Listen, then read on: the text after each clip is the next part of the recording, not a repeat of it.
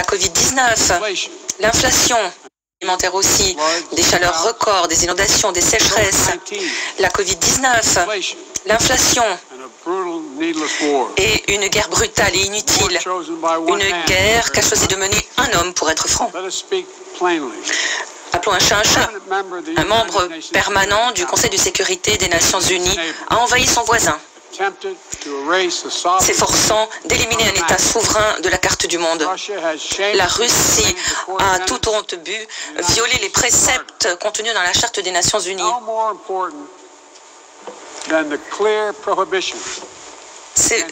A fait fi de l'interdiction faite aux États de prendre des territoires par la force. Aujourd'hui encore, le président Poutine a lancé une menace nucléaire à l'Europe, méprisant ainsi les responsabilités découlant de régime de non-prolifération. La Russie appelle davantage de soldats. Le Kremlin est en train d'organiser un référendum monté de toutes pièces pour essayer d'annexer certaines parties de l'Ukraine, en violation de la Charte des Nations Unies. Ces actes odieux doivent être considérés comme ils le sont. Poutine affirme qu'il devait agir parce que la Russie était menacée. Or, personne n'a menacé la Russie. Personne d'autre que la Russie n'a cherché le conflit. De fait, nous savions que cela allait arriver. Nous avions mis en garde, avons essayé d'éviter. Le but de Poutine est clair. Avant même l'invasion, il affirmait, je cite, « L'Ukraine a été créée par la Russie et n'a jamais eu, entre guillemets, de réel statut. » Aujourd'hui, nous voyons qu'il met des attaques contre les écoles, les gares, les hôpitaux. Des attaques qui visent les centres culturels de l'Ukraine. Des preuves odieuses des atrocités commises par la Russie ont été trouvées. Des charniers ont été découverts à Izium. Les dépouilles trouvées présentent des signes de torture. Cette guerre vise à éliminer l'Ukraine en tant qu'État. C'est aussi simple que cela. À priver l'Ukraine de son droit d'exister en tant que peuple. Où que vous soyez, où que vous viviez, quelle que soit votre croyance, cet objectif devrait vous donner froid dans le dos. C'est la raison pour laquelle les nations de l'Assemblée générale se sont réunies pour condamner sans équivoque la guerre menée par la Russie contre l'Ukraine.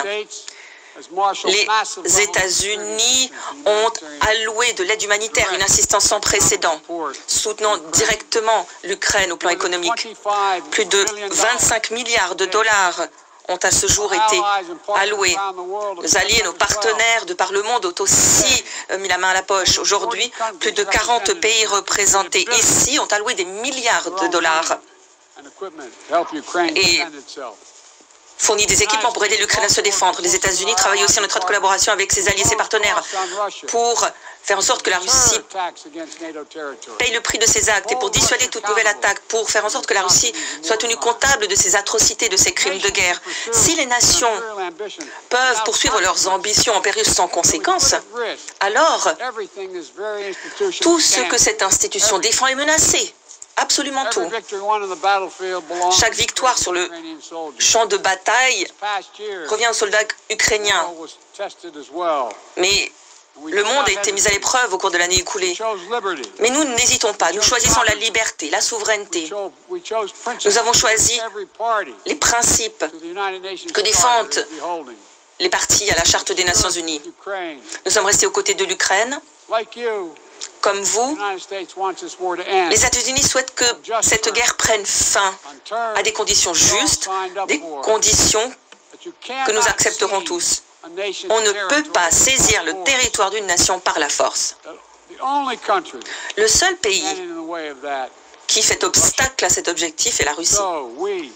Donc, chacune d'entre nous ici présents, déterminés à défendre les principes et les préceptes que nous nous sommes engagés à défendre en tant que membres des Nations Unies, doit être au clair doit être ferme et inébranlable dans sa volonté.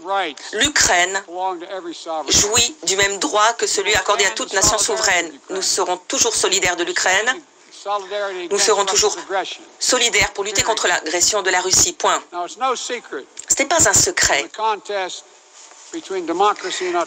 La compétition entre les autocraties et les démocraties, et à cet égard, les États-Unis se font le chantre d'une vision du monde fondée sur les valeurs de la démocratie. Les États-Unis sont déterminés à défendre et à renforcer la démocratie chez nous et de par le monde, parce que la démocratie est le plus grand outil dont dispose l'humanité pour faire face aux défis de notre temps.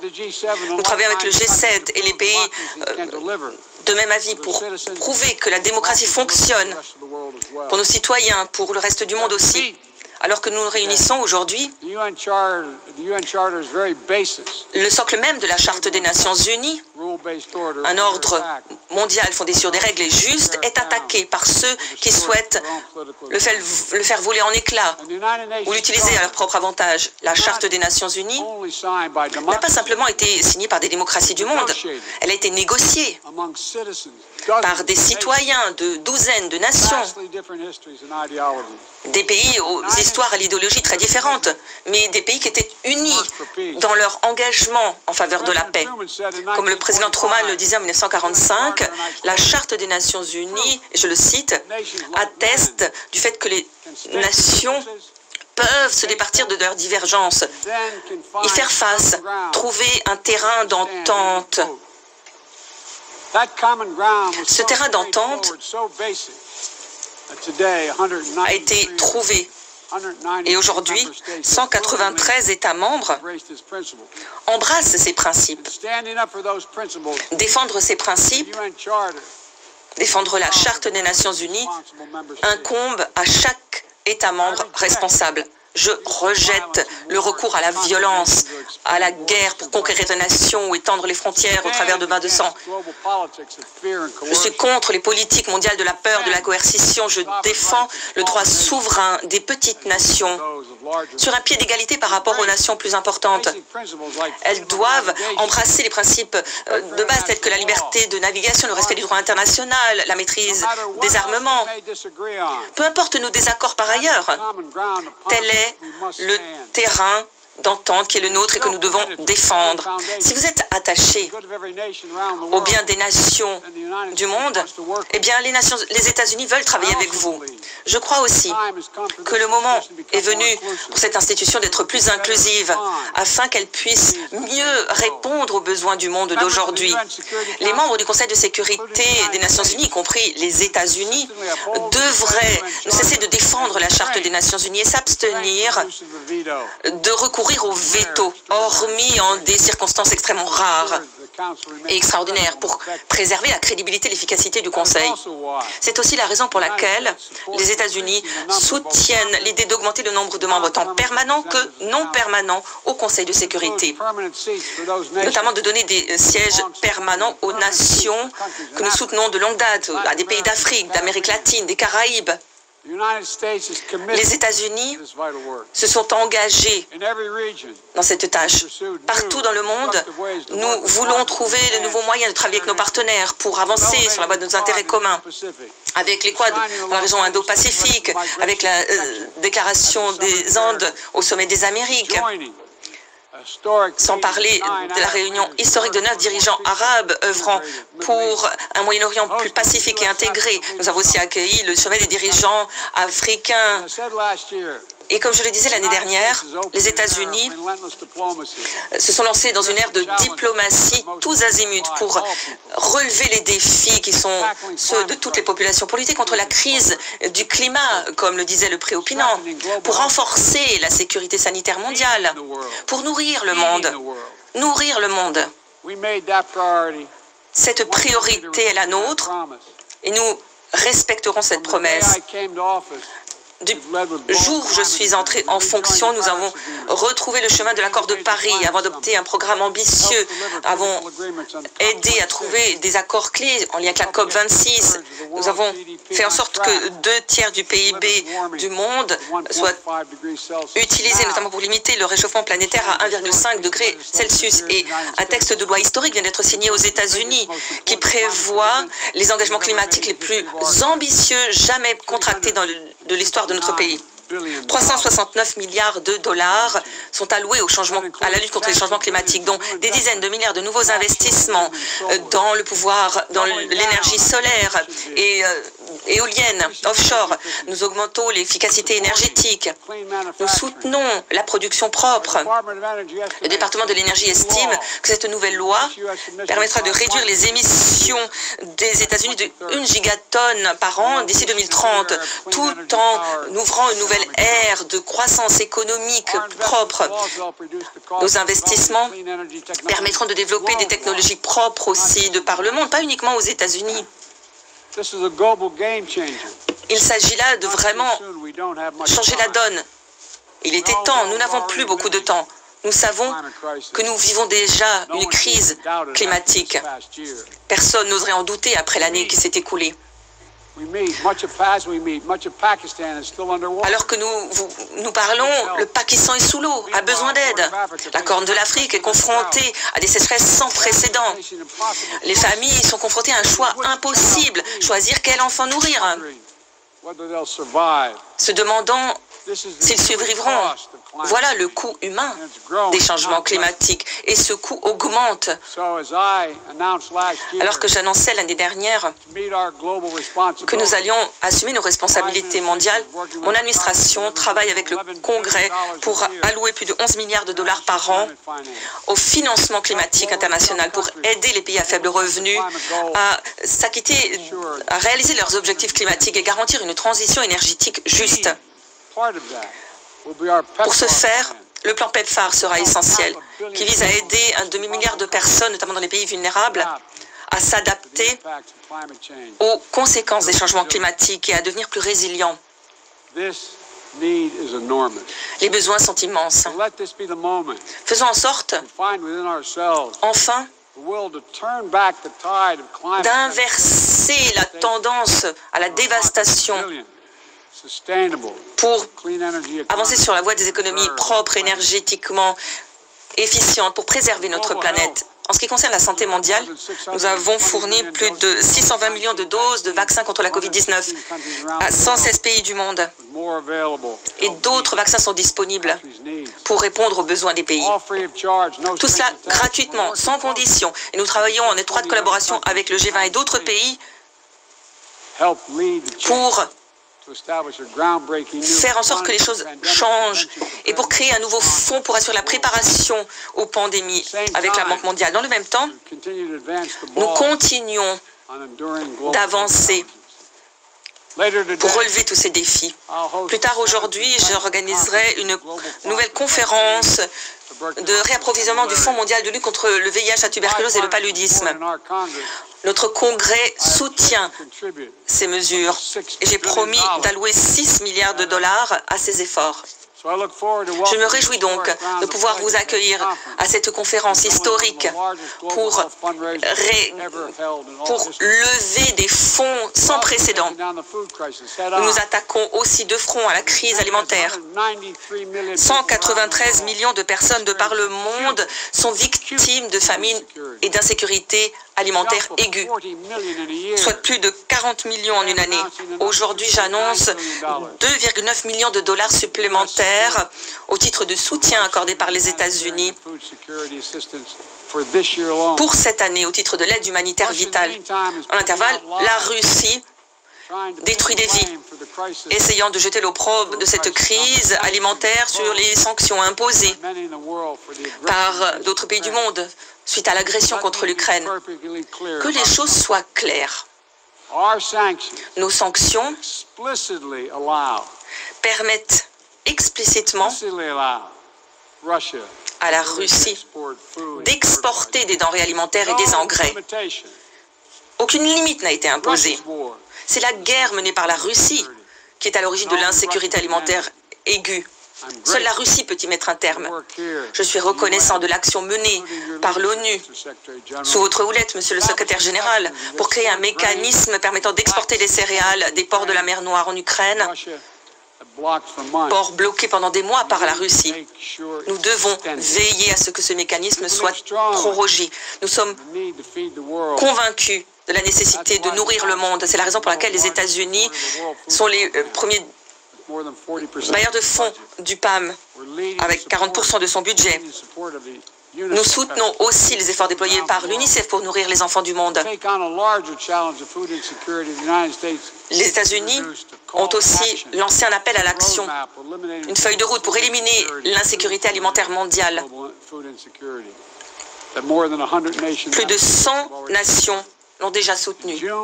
En juin, le G7 annonçait que plus de 4,5 milliards de dollars seraient alloués au renforcement de la sécurité alimentaire de par le monde, au travers de l'USAID. Et son initiative Nourrir l'avenir. Les États-Unis revoient à la hausse les mesures innovantes pour trouver des solutions, des graines plus résistantes pour les agriculteurs qui en ont besoin, tout en distribuant des engrais et améliorant l'efficacité des engrais pour que les agriculteurs puissent produire davantage avec moins.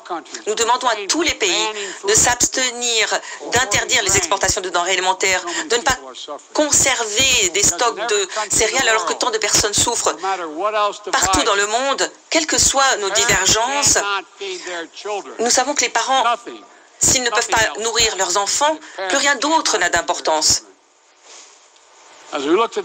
Alors que nous portons notre regard vers l'avenir, nous attendons de nos partenaires qu'ils trouvent le moyen de relever les défis du XXIe siècle. Nous avons lancé un conseil commerce et technologie avec l'Union européenne pour faire en sorte que les technologies fondamentales soient mises au point et régies de sorte qu'elle bénéficie à tout un chacun. Avec nos partenaires, au travers de l'ONU, nous soutenons, renforçons les normes de responsabilité, de comportement responsable des États dans le cyberespace.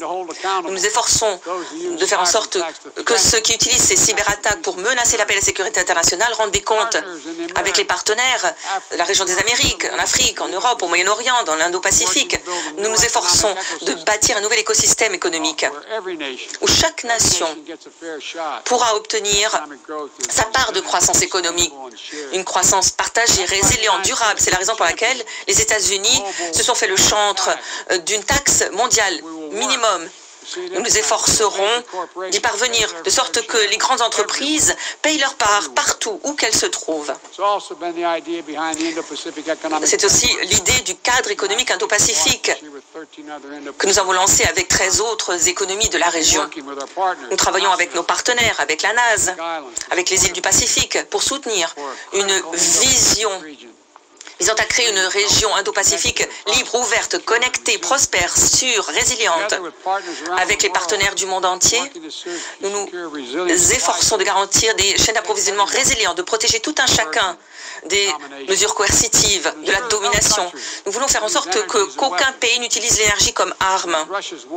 Alors que la guerre menée par la Russie fait chanceler les économies mondiales, nous demandons aussi à nos créanciers, notamment les pays non membres du Club de Paris, de négocier de manière transparente un allègement de la dette pour les pays à faible revenu, pour empêcher d'autres crises économiques et politiques de par le monde. Les projets d'infrastructure, parfois, ont créé de l'endettement. Aujourd'hui, satisfaisons les besoins énormes en infrastructure dans le monde au travers d'investissements transparents, de projets d'envergure pour préservant les droits des travailleurs et de l'environnement. C'est essentiel pour satisfaire les besoins des communautés qu'ils servent. C'est la raison pour laquelle les États-Unis, avec les partenaires du G7, ont lancé un partenariat au service des infrastructures et des investissements des infrastructures. Nous avons l'intention de mobiliser 600 milliards de dollars au titre des investissements au travers de ce partenariat d'ici 2027. Des douzaines de projets sont déjà en cours d'élaboration. Fabrication de vaccins à grande échelle au Sénégal, projet solaire transformateur en Angola, la première petite centrale nucléaire en Roumanie pour produire de l'électricité. Ces investissements bénéficieront non seulement à ces pays, mais à tout un chacun. Les États-Unis travailleront avec chaque nation, même ses concurrents, pour régler les problèmes mondiaux tels que les changements climatiques. La diplomatie climatique n'est pas une faveur que l'on rend aux États-Unis ou à d'autres nations. S'éloigner de ces efforts nuit au monde entier. J'évoquerai la concurrence entre la Chine et les États-Unis. Nous avons réussi à faire évoluer les tendances géopolitiques. Les États-Unis sont des dirigeants responsables. Nous ne voulons pas le conflit. Nous ne voulons pas une guerre froide. Nous ne demandons pas aux nations de choisir entre les États-Unis ou d'autres partenaires. Mais les États-Unis continueront de promouvoir la vision d'un monde libre, prospère, sûr, sur la base de ce que nous pouvons offrir aux communautés et aux nations, des investissements visant non pas à encourager la dépendance, mais à soulager les fardeaux, à aider les nations à devenir autosuffisantes. Des partenariats qui ne veulent pas créer des obligations politiques, mais qui savent que notre succès est plus grand lorsque les autres nations réussissent aussi. Lorsque les individus ont la possibilité de vivre dans la dignité, d'explorer leurs talents, tout le monde a y gagné. Nous devons réaliser les objectifs les plus nobles de cette organisation, améliorer la paix et la sécurité pour tout un chacun, partout. Les États-Unis ne fléchiront pas, resteront déterminés à lutter contre la menace terroriste qui pèse sur le monde. Nous mènerons ces efforts, donnerons l'exemple au travers de la diplomatie pour régler pacifiquement les conflits. Nous voulons la paix et la stabilité dans le détroit de Taïwan. Nous sommes attachés à la politique de Chine unique pour éviter les conflits et qui nous a permis d'éviter des conflits depuis 40 ans. Nous sommes opposés aux changements unilatéraux du statu quo. Nous soutenons un processus de paix mené par l'Union africaine pour mettre un terme au combat en Éthiopie, pour établir la sécurité pour les populations. Au Venezuela, des années d'oppression politique ont poussé plus de 6 millions de personnes à quitter le pays.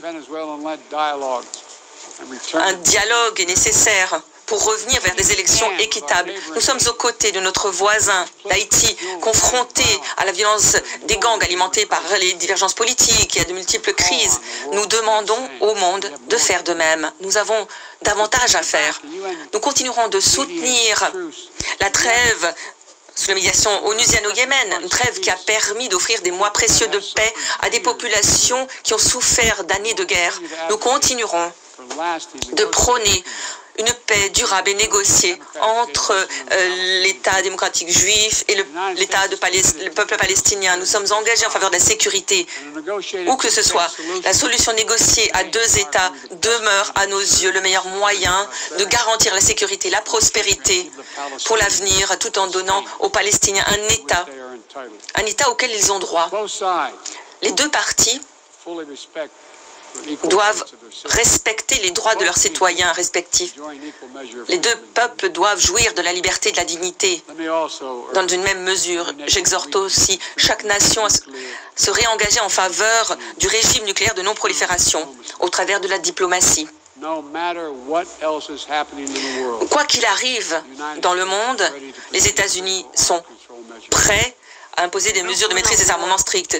Une guerre nucléaire n'est pas possible, elle ne pourra pas être gagnée, elle ne doit jamais être livrée. Les 5 membres permanents du Conseil de sécurité viennent de réaffirmer en janvier cet engagement. Mais aujourd'hui, nous constatons une tendance inquiétante. La Russie fait fi des idéaux de non-prolifération embrassés par les nations lors de la 10e conférence d'examen du TNP. Aujourd'hui encore, comme je le disais, ce pays lance des menaces irresponsables, menaces d'employer l'arme nucléaire. Un programme de renforcement nucléaire est en cours en Chine, en l'absence de toute transparence. Nous voulons aussi dire que la RPDC continue de violer les sanctions. Les États-Unis sont prêts à respecter à nouveau le PAGC, pour autant que l'Iran respecte ses obligations. Les États-Unis sont clairs sur ce point. Nous ne permettront pas à l'Iran d'acquérir l'arme nucléaire. Je continue de penser que la diplomatie est le meilleur moyen de parvenir à ce résultat. Le régime de non-prolifération est un des plus grands succès de cette organisation. Nous ne pouvons pas aujourd'hui permettre au monde de revenir en arrière. Pas plus que nous pouvons fermer les yeux face à l'érosion des droits humains. Je pense que la Déclaration universelle des droits de l'homme est vraisemblablement une des plus grandes réussites de l'organisation.